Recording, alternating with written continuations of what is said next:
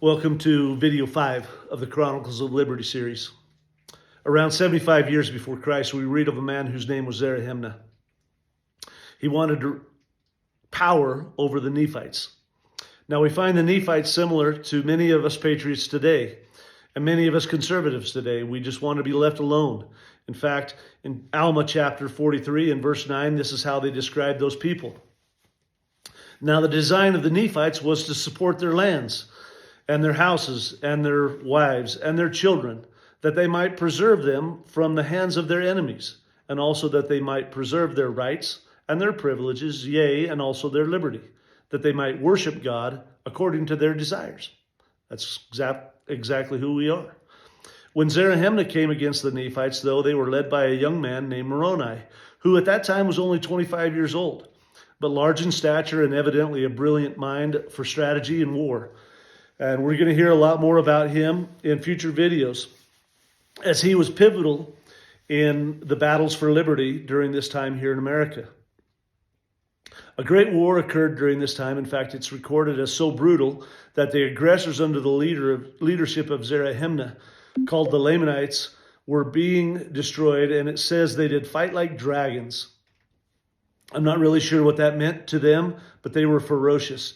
Gratefully, though, we're given an example in verses 45 to 47 of what we should all remember. It reads, "The Nephites were inspired by a better cause, for they were not fighting for monarchy nor power, but they were fighting for their homes and their liberties, their wives and their children, and their all, yea, for their rights of worship and their church, and they were doing that which they felt was the duty which they owed to their God.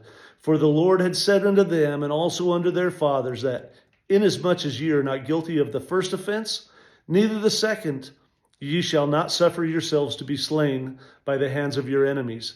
And again, the Lord has said that ye shall defend your families even unto bloodshed. Therefore, for this cause were the Nephites contending with the Lamanites, to defend themselves and their families and their lands, their country and their rights and their religion. This for patriots should be our cause. In all things, and since our objective is to defend ourselves and our families, our rights and our liberties, here's why America, the Second Amendment, is so critical. It allows us this right to defend ourselves. This sense of liberty has been here for over 2,000 years in this country. In the 1680s, a cornerstone philosopher, John Locke, who wrote the second treatise on civil government, believed in the theory of natural rights, or that all individuals are created in the sense that they are born with certain inalienable rights, or natural rights.